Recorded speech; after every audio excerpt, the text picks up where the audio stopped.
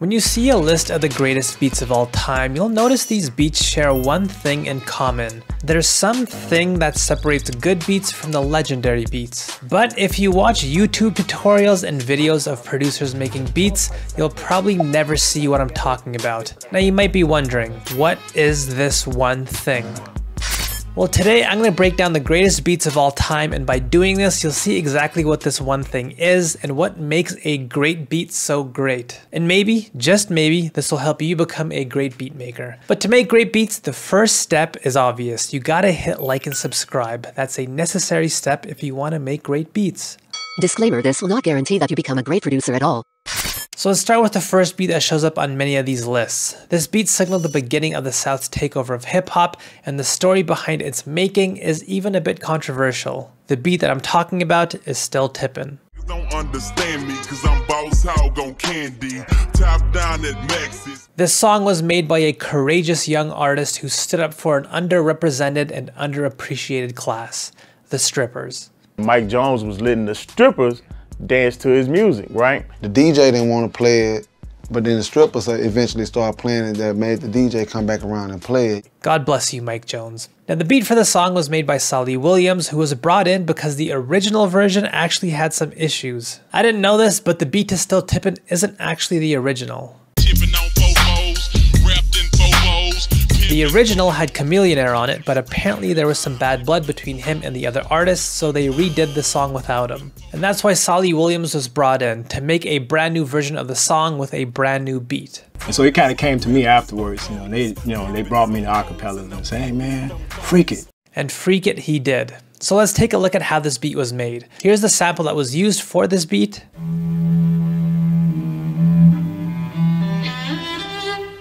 To start, this piece of the sample here was first sped up and pitched up. Next we have some drums and a bass, the usual sounds you'd find in any beat.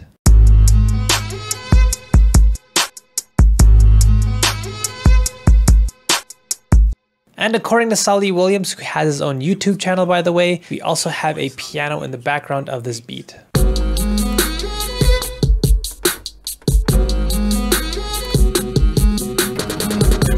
But that's pretty much it. That's the whole beat. Small little switch ups happen here and there with the sample and the piano.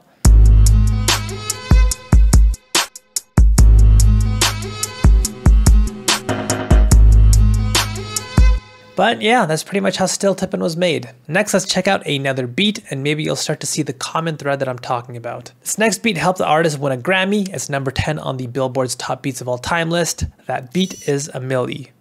Mac, I'm gone a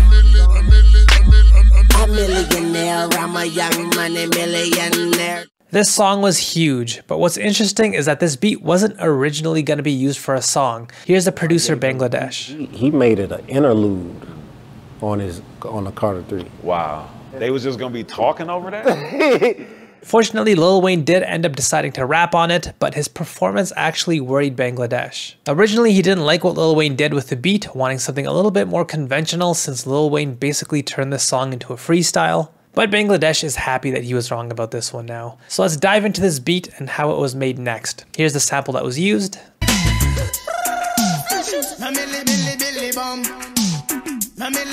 The vocals were isolated from the sample and then slowed and pitched down.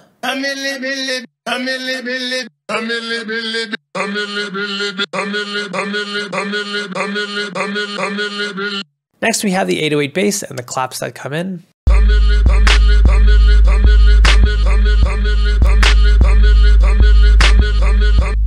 And that's the core of the beat really. We have a switch up where a snare replaces the other sounds.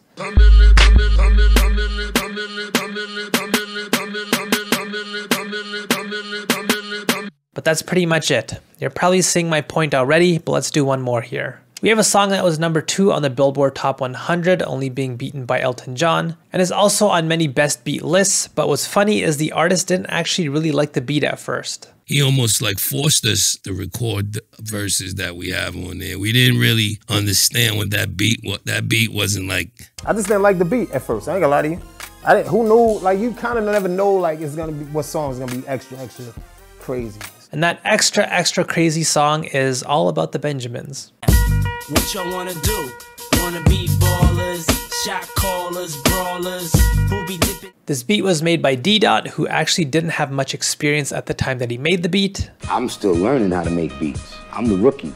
So I took the sample, slowed it down, and I reversed it. I was like, I got it. So let's follow exactly what he said in this video. First, we'll take the sample here.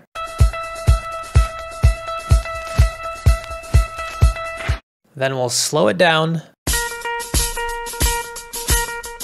Then we add a kick and a snare.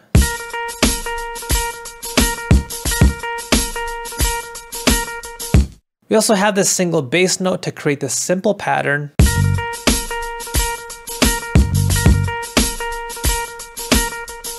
And again, that's pretty much it. Every once in a while the drums drop out and the sample is reversed with a few extra chops.